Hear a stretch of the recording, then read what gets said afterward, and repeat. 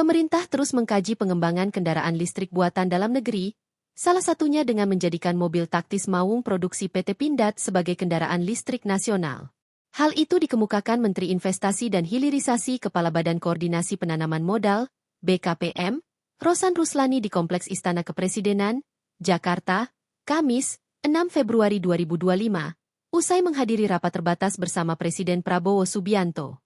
Kita kan sudah ada Maung, ini mungkin ada pengembangan berikutnya. Nanti kita akan bicara, akan kerjakan lebih lanjut lagi, kata Rosan. Rapat terbatas yang membahas strategi untuk memperkuat investasi pengembangan industri kendaraan listrik di Indonesia itu melibatkan sejumlah pihak terkait. Hadir dalam agenda itu diantaranya Menteri Pertahanan Djafri Syamsuddin, Direktur Utama PT Pindad, Persero, Profesor Sigit Puji Santoso, Guru Besar Institut Teknologi Bandung Profesor Brian Yuliarto, serta Wakil Direktur Utama PT TBS Energi Tbk Pandu Patria Syahrir. Dikatakan Rosan, pemerintah tidak hanya fokus pada investasi asing, tetapi juga pada pengembangan kendaraan listrik nasional, melalui pelibatan industri alutsista nasional, PT Pindad. Dengan pengembangan mobil taktis Maung menjadi kendaraan listrik, Rosan berharap dapat mempercepat transisi ke energi terbarukan serta mendorong industri otomotif nasional ke arah yang lebih ramah lingkungan. Kita kan sudah konsisten untuk net zero emission di 2060, malah keinginannya Presiden Prabowo bisa lebih cepat, katanya. Dilansir dari laman resmi PT Pindad, produsen alutsista yang berdomisili di Bandung, Jawa Barat, itu tengah mempersiapkan Morino EV sebagai kendaraan taktis ringan roda 4 berbahan bakar elektrik yang ditujukan untuk mendukung operasi dengan mobilitas tinggi. Kendaraan itu dibekali dengan penggerak daya elektrik dengan daya 160 HP 125 kW. Morino EV mampu dipacu dengan kecepatan aman 100 km per jam dengan kapasitas baterai 292 V, 150.000 mAh. Morino EV mampu menjangkau jarak tempuh hingga 170 km. Menteri Pertahanan Djafri Syamsuddin telah meninjau pengembangan mobil tersebut ke PT Pindad pada Kamis, 9 Januari 2025. Dalam kesempatan itu Menhan melihat kesiapan produksi alutsista oleh Pindad, serta kendaraan Maung versi 3 elektrik yang siap diluncurkan oleh Presiden dalam waktu dekat. Enggak, tadi yang membahas dari investasi yang masuk ke Indonesia untuk pengembangan mobil listrik, baterai itu bagaimana kita juga bisa berperan lebih aktif untuk kita dari segi investasi mempunyai kemungkinan untuk mengembangkan juga mobil listrik, bagaimana investasi yang bisa masuk untuk itu.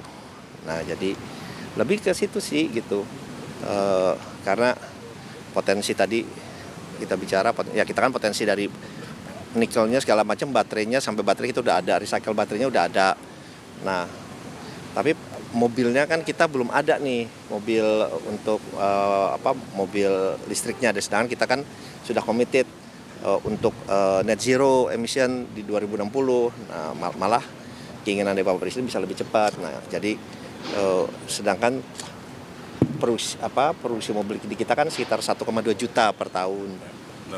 Dan berkembang dan diharapkan di tahun 2030 tadi disampaikan sampai 2,5 juta. Sampai 2,5 juta. Ya intinya masa kita hanya tidak bisa berperan lebih besar dari itu.